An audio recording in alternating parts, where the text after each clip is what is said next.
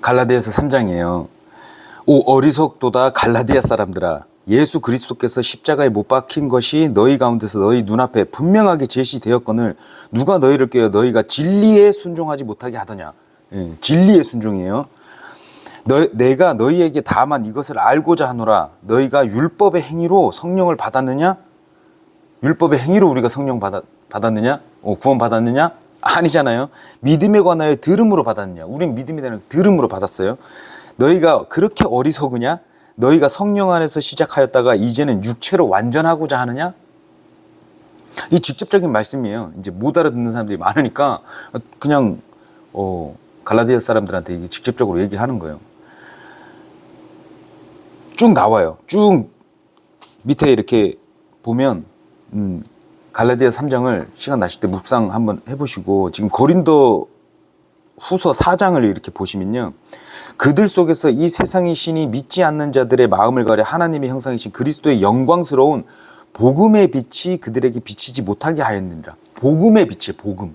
복음이 뭐겠어요? 복음이 이렇게 해라 저렇게 해라 이렇게 해라 하는 게 복음이겠어요? 안 그러면은 내가 십자가에서 율법을 다 지켰고 내가 너희를 샀다, 내가 율법을 다 끝냈다, 내 안에서 내가 다 끝낸 나를 믿으면, 나를 믿고 이 세상을 기쁨으로 살아갈 수 있다. 내가 너희들을 거의 다 깨끗하게 다 해놨지만 여기 아직 살면서 죄들, 신스들이 있지만 그것마저도 내가 씻어줄 테니 내 진리의 약속, 이 말씀을 받아들여라. 믿음에 순종해라. 말씀을 믿으면, 말씀이 뭐냐 보면 답이 딱 나오는 거예요. 이런 진리의 복음, 빛이거든요. 빛이면 어둠이 없어지잖아요. 근데 이 복음의 진리를 가리는 자들이 누구냐? 바리새인들이다. 바리새인들이 율법을 엄청 잘 지켜요. 바울도 말했지만 바울도 자기 율법에 대해서는 싹 다 지키고,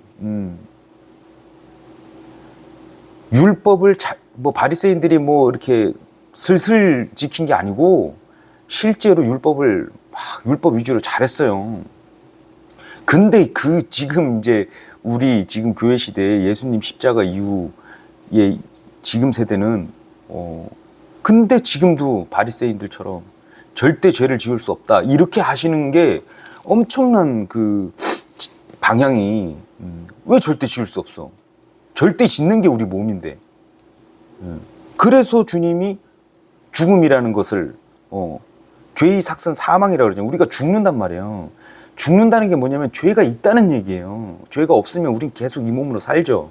그런데 이 세상 살면서 죄를 절대 지을 수 없는 게 아니라 절대적으로 지을 수밖에 없는 몸을 갖고 있기 때문에, 그래서 죽음을 맛보지 않고 가는 시대에 살고 있는 우리가 더 많이 깨닫고 더 많은 걸 열어주셔서 이렇게 나아갈 수 있는 것 같은데, 실제로 죄를 절대 지을 수 없기 때문에 가면서 계속 죄를 제거해 나간다, 이런 위주로 이렇게 살짝 이렇게 하는 분들 때문에 좀 많이들 복음의 빛, 복음의 참 항상 기뻐할 수 있는 하나님의 약속하셨어. 너희들이 죄지어 자백해라.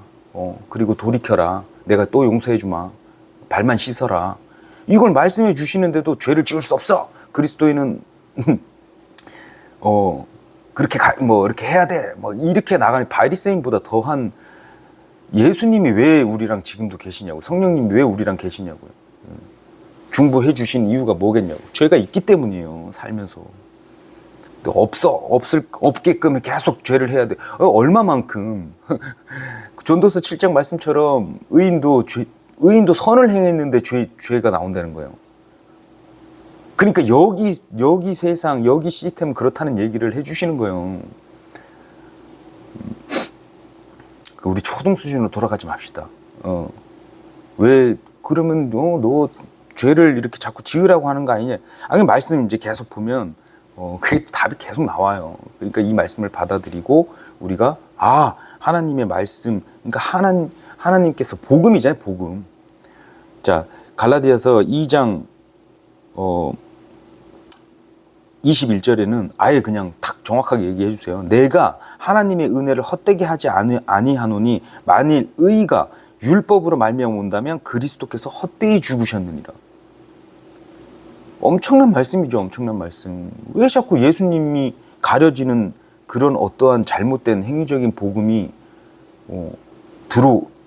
그러니까 이게 진짜 깊숙이 들어가잖아요. 속아갖고 마귀교리가 들어온 거예요. 그러니까 사람들이 마지막 때 마귀교리라 그러니까 막 이런 진리를 얘기하면 죄로 향하게 만든다고 착각하게끔 세상이 만들어 놓으니까 뭐가 마귀교리인지 몰라요. 마귀교리란 건 예수님을 가리는 거라니까. 예수님이란 빛이 못 들어오게 하는 거예요. 이거를 아셔야 돼. 이게 정말 참 좀 지금 이제 많은 그리스도인들이 속박 속에서 어둠 속에서 헤매고 다니는 이유 같아요.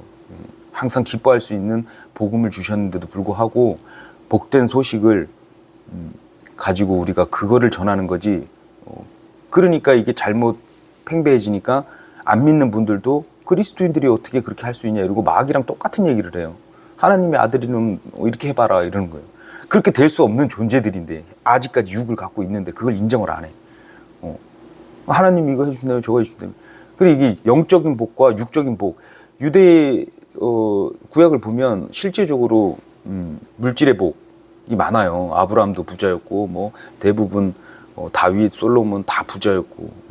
근데 지금은 영적인 복으로 어마어마한 영적인 복이에요. 우리는 육은 그냥 따라온다니까. 그러니까 그리스도 예수님을 자꾸 헛되게 죽게 하시는 거, 십자가에서 해주신 것을 하나님의 아들의 믿음으로 살아나가는 건데 진리의 순종이고 믿음의 순종이라는 개념을 못 깨닫는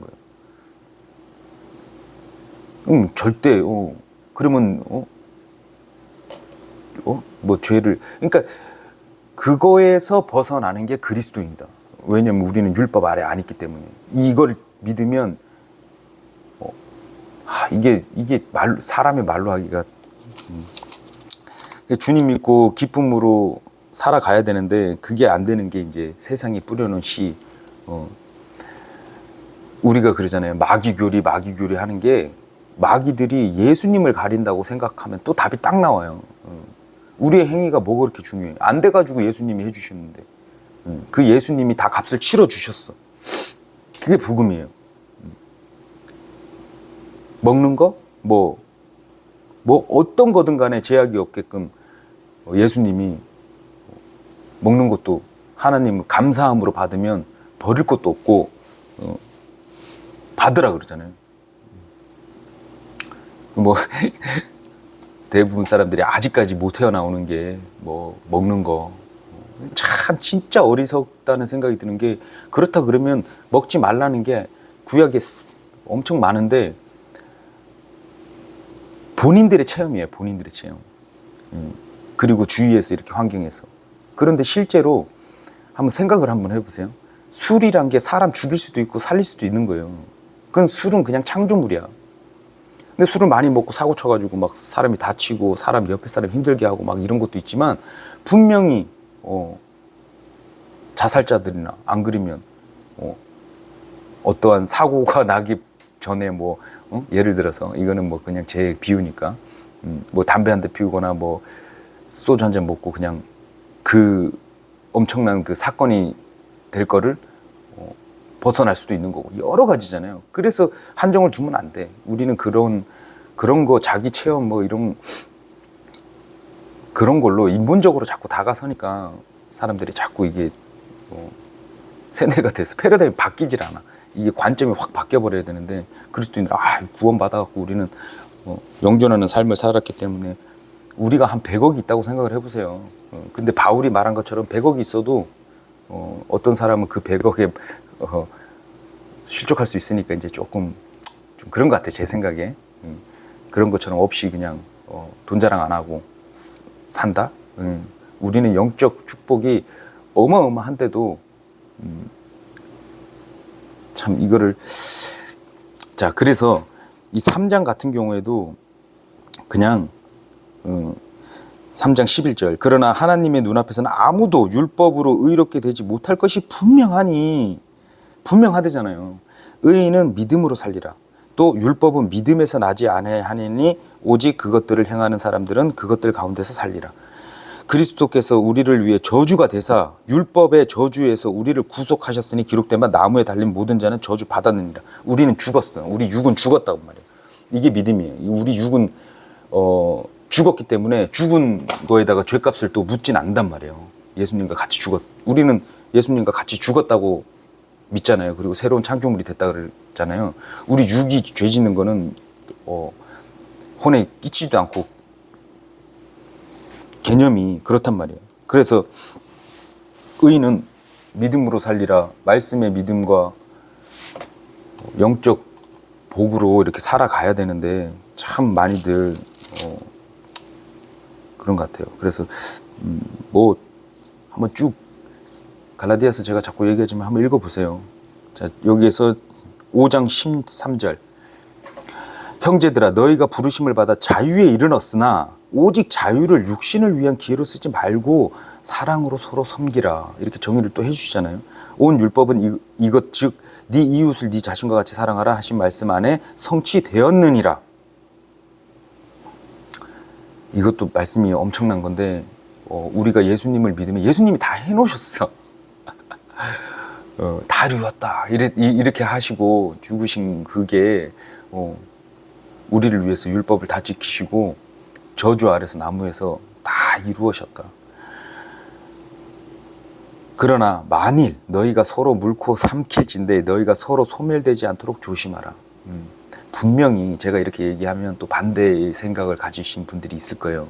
안 깨져. 그러면 또 저렇게 얘기하니까 죄를 지으라는 얘기 아니냐 이렇게 생각하시는 분들이 분명히 있을 거란 말이에요. 그런데 서로 싸울진데 요런 영적인 말씀 가지고 이렇게 할 수도 있고 뭐 어떤 걸로 할 건데 삼킬진데 소멸되지 않도록 조심하라. 뭐 티격태격 할 수 있겠지만 서로가 성령 안에 사랑으로 이렇게 좀 가야 될 것 같아요.